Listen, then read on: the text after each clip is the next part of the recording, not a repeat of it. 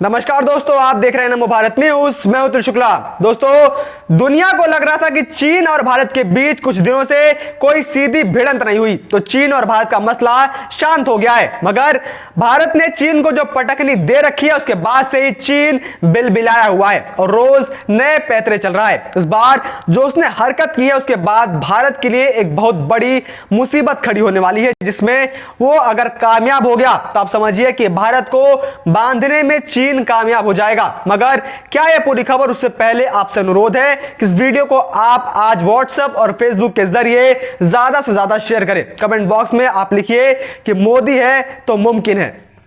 दोस्तों, भारत ने चीन की गर्दन दबोचने के लिए बलूचिस्तान का समर्थन बहुत पहले से ही शुरू कर दिया था और इसके जरिए भारत पीओके और अक्साई चीन के इलाकों को वापस पाने की तैयारी में था। इसी के चलते भारत ने पाकिस्तान और सीपेक को घेरने के लिए ईरान के चाबहार बंदरगाह पर अपनी पहुंच बनाई थी और एक समझौता किया हुआ था, जिसमें बाद में अफगानिस्तान और उज्बेकिस्तान भी साथ आ गए थे। अब इसी से घबराए चीन ने पाकिस्तान के अंदर ग्वादर पोर्ट पर अपनी न सिर्फ पनडुब्बियां पहुंचा दी हैं, बल्कि उसके साथ साथ मिलिट्री बेस के साथ साथ 10 फीट ऊंची दीवार भी बनाने में जुट चुका है। करीब 30 किलोमीटर लंबी इस फेसिंग से बलूचिस्तान के लोग पाकिस्तान और चीन से काफी ज्यादा नाराज हैं, जिन्हें अब बलूचिस्तान के क्रांतिकारी वहां से हटा देना चाहते हैं। दरअसल सीपेक प्रोजेक्ट के तहत बन रहे इस फेसिंग पर करीब 500 से ज्यादा हाई डेफिनेशन कैमरे भी लगाए जा रहे हैं। सीपेक प्रोजेक्ट के तहत ग्वादर में बन रहे इस फेसिंग से पाकिस्तान और चीनी सेना यहां आने जाने वाले लोगों पर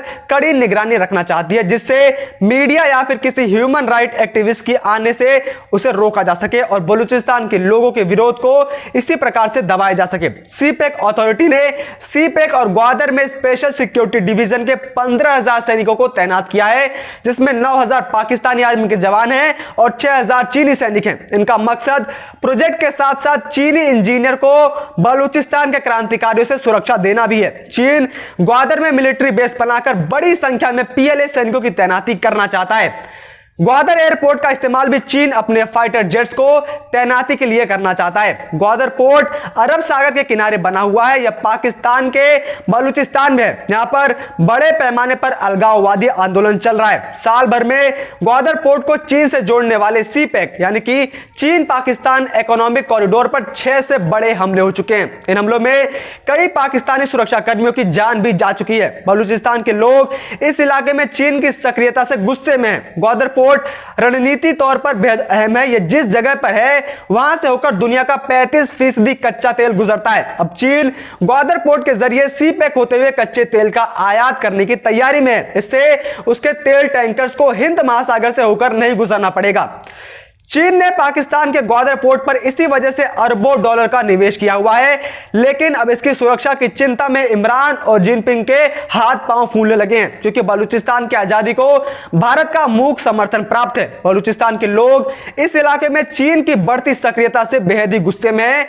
इसी वजह से पाकिस्तान की सरकार खौफ में है। उसे किसी भी वक्त ग्वादर पोर्ट पर बड़े हमले का अंदेशा सता रहा है। इसे देखते हुए पाकिस्तान ने ग्वादर पोर्ट की सुरक्षा की कमान स्पेशल टास्क फोर्स को सौंपी हुई है, जिसका नाम है TF-88। TF-88 को gun boats, fast attack craft और हवाई जहाज के साथ ही ड्रोन से भी लैस किया गया हुआ है। ग्वादर पोर्ट के विरोध के पीछे बलूच लोगों की समझ है कि पाकिस्तान सीपेक प्रोजेक्ट के बहाने बलूचिस्तान पर चीन की सत्ता थोपने का गंदा खेल खेल रहा है। चीन का सीपेक सपना पूरा होने के बीच रोड़ा है BLA यानी कि बलूचिस्तान लिबरेशन आर्मी, जो बलूचिस्तान की आजादी के लिए लगातार संघर्ष कर रही है। बलूचिस्तान पर पाकिस्तान ने जबरन कब्जा कर रखा है। बलूचों का संघर्ष काफी पुराना है और BLA पाकिस्तानी सेना और नौसेना के अधिकारियों को निशाना बनाती रही है।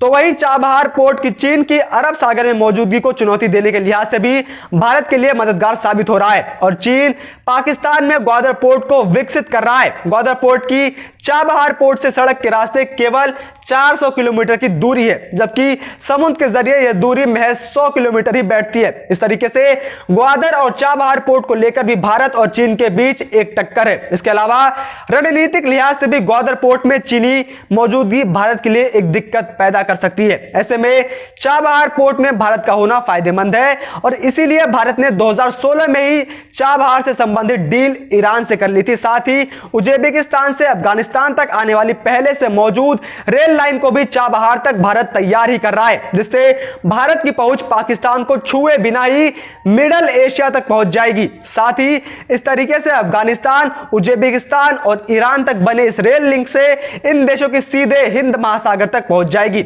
ईरान अब खुद अफगानिस्तान तक रेल लिंक बनाना चाहता है। उसने पिछले हफ्ते ही हेरात तक रेल कनेक्टिविटी बनाने का ऐलान किया था, जिससे पाकिस्तान और चीन का सी पैक प्रोजेक्ट भारत के समुद्री रास्ते के कारण बंधा गया है। कहने का मतलब है कि चीन की सारी प्लानिंग को भारत ने एक चुटकियों में बेकार कर दिया है, क्योंकि चीन ग्वादर से अपना माल तभी आगे भेज सकेगा जब भारत उसे रास्ता खाली करके देगा। साथ ही चाबहार के रास्ते दुनिया का 35% कच्चा तेल ट्रांसपोर्ट होता है, जिस पर भी भारत की पहुंच हो चुकी है और चीन का पत्ता साफ हो चुका है। खबरों के मुताबिक इसी साल फरवरी में पूरे हुए 11 महीनों के दौरान चाबहार पोर्ट से होने वाले निर्यात में 190 गुने का इजाफा हुआ है। भारत और ईरान इस प्रोजेक्ट को विकसित करने के लिए लगने वाले इक्विपमेंट्स पर टैरिफ को तरजीही आधार पर तय करने पर सहमत भी हो चुके हैं। साथ ही भारत पिछले कुछ वक्त से अफगानिस्तान को गेहूं और दूसरी सामग्री को चाबहार पोर्ट के जरिए ही भेज रहा है। अफगानिस्तान को भारत की ओर से 75,000 टन गेहूं चाबहार के जरिए ही भेजा जा चुका है। दूसरी ओर अफगानिस्तान से भारत को होने वाला निर्यात भी इसी रूट के जरिए हो रहा है। अब इसी से घबराकर चीन ईरान में भी निवेश के रास्ते खोज रहा है ताकि भारत को ईरान से हटाया जा सके। मगर ईरान और भारत के रिश्ते बहुत ज्यादा ही पुराने हैं और अब अमेरिका में जो बाइडेन के आने के बाद से ईरान पर तेल से संबंधित प्रतिबंध हटने की आशंका के बाद ईरान और भारत सीधे तेल का व्यापार भी कर सकेंगे, जिससे चीन का रास्ता से अपने आप हट जाएगा। अब ऐसा भी नहीं है कि यह परिस्थितियां कोई नई नहीं है, यह परिस्थितियां नेहरू के समय से ही थी। उल्टा उस समय चीन सीपेक पर काम नहीं कर रहा था। नेहरू चाहते तो तभी ग्वादर को घेरने के लिए चाबहार पर समझौते कर सकते थे, मगर उन्हें के पास वो दूरदर्शिता नहीं थी और मोदी जी ने उसका ही फायदा उठाकर चीन को पटकनी दे दी है। बाकी आप किस बारे में क्या राय है, आप कमेंट करके जरूर बताएं और अगर आपको ये वीडियो पसंद आई हो तो इसे लाइक करना ना भूलें और इस वीडियो को आप आज ज्यादा से ज्यादा मात्रा में फैला दीजिए, इसे ज्यादा से ज्यादा मात्रा में शेयर कीजिए, क्योंकि सबको पता होना ही चाहिए कि किस प्रकार से चीन और पाकिस्तान मिलकर एक भारत को घेरने की साजिश रच रहे थे। लेकिन प्रधानमंत्री मोदी जो एक दूरदर्शी नेता हैं, उन्होंने उल्टा चीन और पाकिस्तान को ही खदेड़ दिया और उल्टा उन्होंने चीन को ही अब घेर लिया है, जिसके बाद इन देशों से अब चीन का बाहर निकालने का रास्ता तय हो चुका है। बाकी अगर आपने अब तक हमारे चैनल को सब्सक्राइब नहीं किया है तो आप जल्दी से हमारे चैनल को सब्सक्राइब कर दीजिए और आप बेल आइकन दबाना मत भूलिएगा, ताकि हम जब भी कोई नई वीडियो अपलोड करें तो आप तक उसकी नोटिफिकेशन सबसे पहले पहुंचे, जिससे आप देश और दुनिया की तमाम बड़ी खबरों से यूं ही जुड़े रहें। जय हिंद, जय भारत। वीडियो को लाइक, सब्सक्राइब और शेयर करना ना भूलें। अपने विचारों को कमेंट बॉक्स में लिखकर हम तक जरूर पहुंचाइए।